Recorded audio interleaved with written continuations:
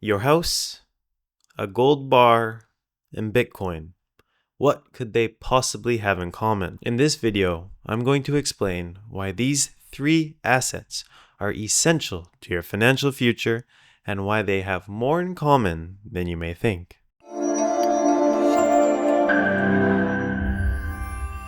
Hello, my name is Tristan, the Yonderpreneur.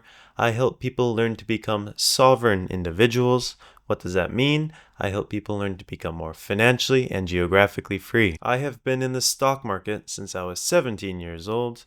I made my first crypto investment when I was 18, and I have been in university for economics and finance. Throughout this time, I have been aware that real estate and gold are very important assets and are common in very wealthy individuals' portfolios all around the globe. When it comes to real estate and gold, they are tangible assets. What does that mean? It means you can touch them. You can feel the dirt in the land in your real estate, or you can touch the building that stands on it.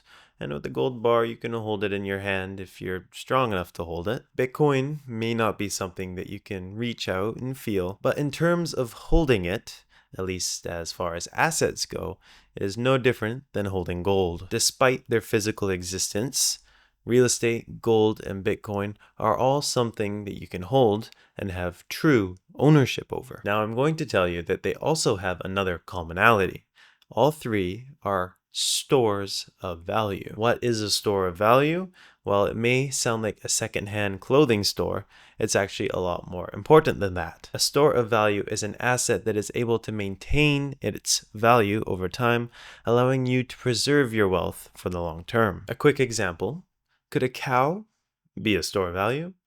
No, because eventually a cow will stop producing milk and it will die at some point, meaning it is now valueless. So it was an asset when it was alive, but once it has died, it is very useless and no one would really pay for a dead cow. I have a point to this. I'm not just talking about cows for the fun of it.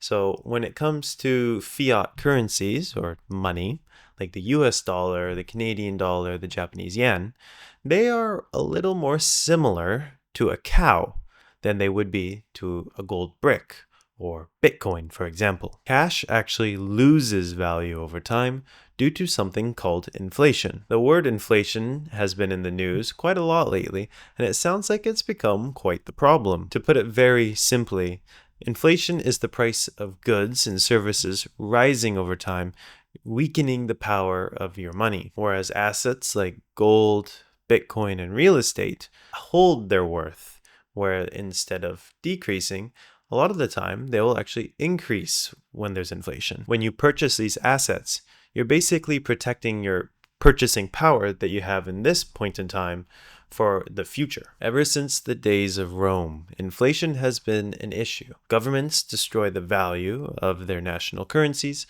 by printing more. In the case of Rome, the silver coins were made of silver.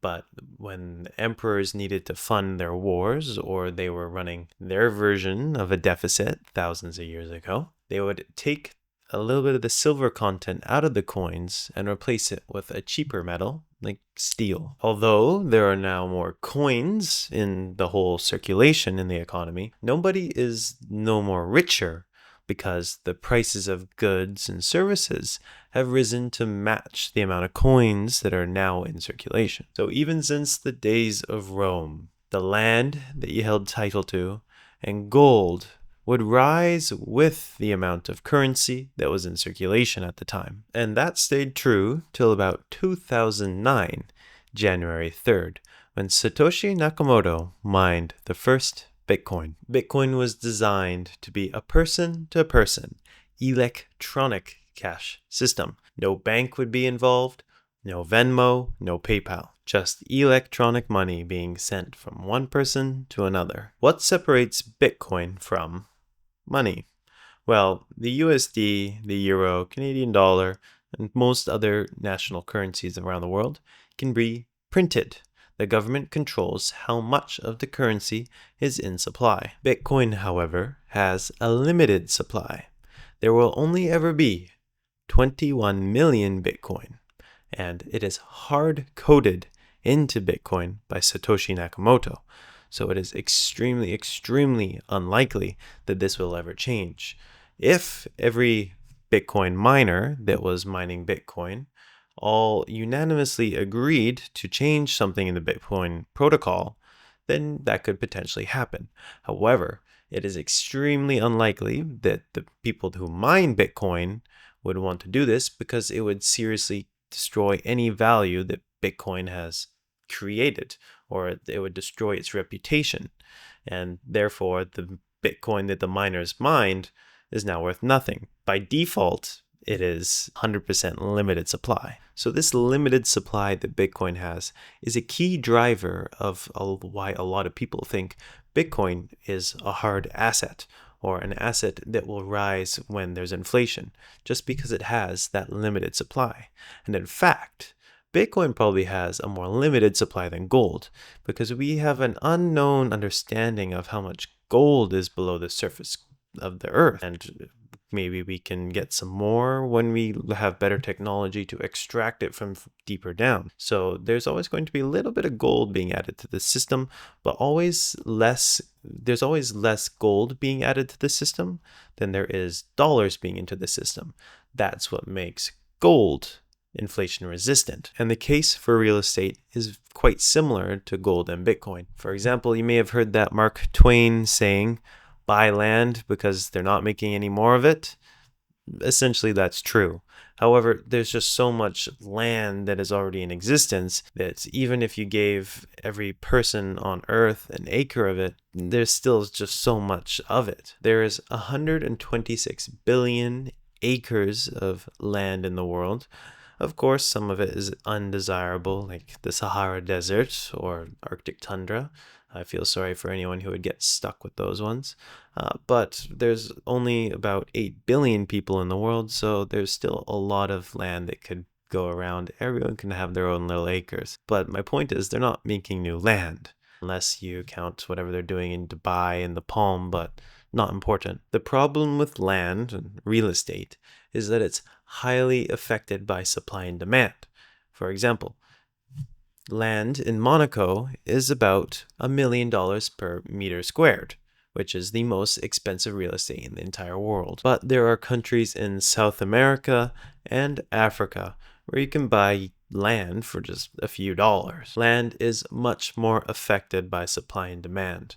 For example, if France invaded Monaco tomorrow and took all the land and got rid of the Monaco government, the land in Monaco would fall drastically in price, and it would be probably similar to what the cost of real estate would be in the city of Nice, which is only a 30-minute drive from Monaco. What's nice about real estate, though, is that although it's more affected by supply and demand, it is way easier to throw off income from it. What I mean is that real estate will always have its initial value, the fluctuating value for how much you can buy or sell it for. However, if you bought land and you grew crops on it, and then you sold the food that you grew, now you've just made some income from that. Another common thing people will do with their real estate is put a building on it and, provide shelter for a family, and now you can collect rent. You can get really creative with how you use your real estate to generate income, whereas with Bitcoin and gold, it is significantly more difficult. Or if you wanted to make income using gold or Bitcoin, you would have to do something that would involve lending it out, most likely. And then that comes with a whole potential load of new risks. Gold, Bitcoin, and real estate all apply to the fundamentals of supply and demand. So don't assume that your gold, Bitcoin, and real estate will hold its value forever. But I think it's safe to say that these three assets will do much better than holding dollars for the next 20 to 50 years. This isn't investment advice, but I think that gold, Bitcoin, and real estate should be in everybody's portfolio, just in different weightings. If you want to be really conservative, 1% of your portfolio in Bitcoin, 4% in precious metals, so gold or silver, and then usually you can have a very mixed amount of real estate in your portfolio. Lots of people just have only real estate in their portfolio, meaning their biggest asset is the home that they live in. So what do you prefer to invest in? Bitcoin, gold, or real estate? Let me know in the comments below. Make sure to like and subscribe. Thanks for watching. My name is Tristan, the Yonderpreneur, and YouTube thinks that you should watch this video next.